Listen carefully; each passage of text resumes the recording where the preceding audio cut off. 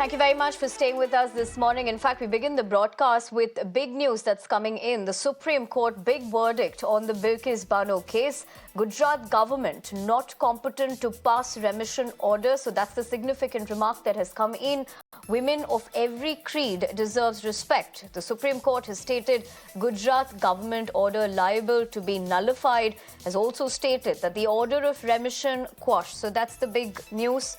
As far as the Bilkis Bano verdict is concerned, remember, this is being heard at the top court, and the Supreme Court sets aside the Gujarat government's decision to grant remission to 11 convicts, remember, sentenced to life term for the gang rape of Bilkis Bano and killing of family members during the 2002 Gujarat communal riots. The Supreme Court holds not Gujarat, beg your pardon, but Maharashtra government was competent to pass the orders. In fact, Justice Nagaratna has also gone on to state that by suppressing material facts and making misleading facts, the direction was sought by the convict to the state of Gujarat to consider remission. In fact, as we speak, the big significant development is being heard at the top court.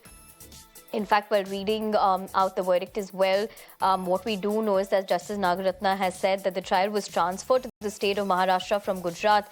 There may be various reasons for the transfer of the trial is done in the case, but what is certain is that the transfer of trial would be a relevant consideration for deciding which government is apt to pass remission orders.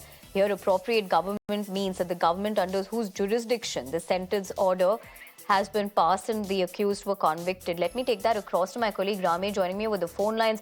Rami, as we continue to track this big development, we do understand that the order of remission is quashed. What is the key takeaway that we should know as far as this is being heard at the top court now?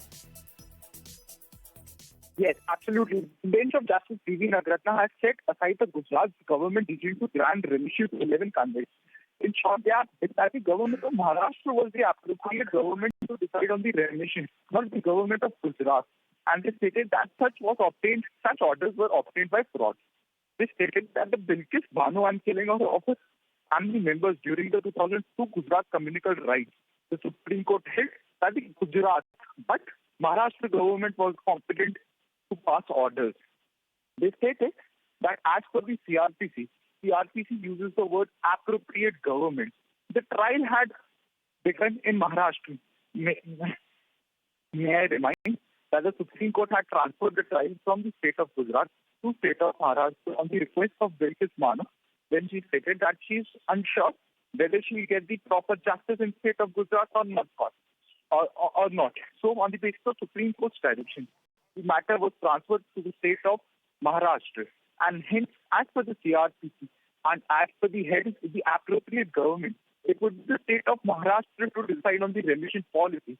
So ultimately and accordingly, the Supreme Court has quashed the remission policy granted. The judgment is still ongoing, and we'll have to see that whether these 11 convicts will be directed to surrender back, because ultimately when this has been quashed, ultimately it's much obvious that these 11 convicts will be directed to surrender. So the judgment is still ongoing, and we'll keep updating with whatsoever happens in the Honorable Supreme Court.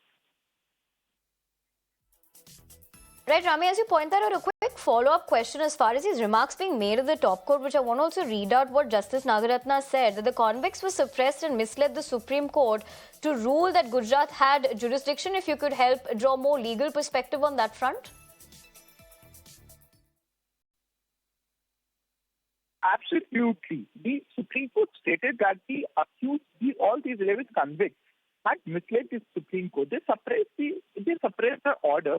I couldn't tell the specific date, but they suppressed the specific order of the Maharashtra court, which had stated that these 11 convicts were to be tried by us only and not by the state of Gujarat. So how the state of Gujarat was competent to file the revision? So on the basis of this, the court stated that they had suppressed it. They had played a fraud upon us, and that is what they have told to tell. So ultimately, they stated that the Gujarat government had no jurisdiction to decide on remission. Gujarat government was not the competent court.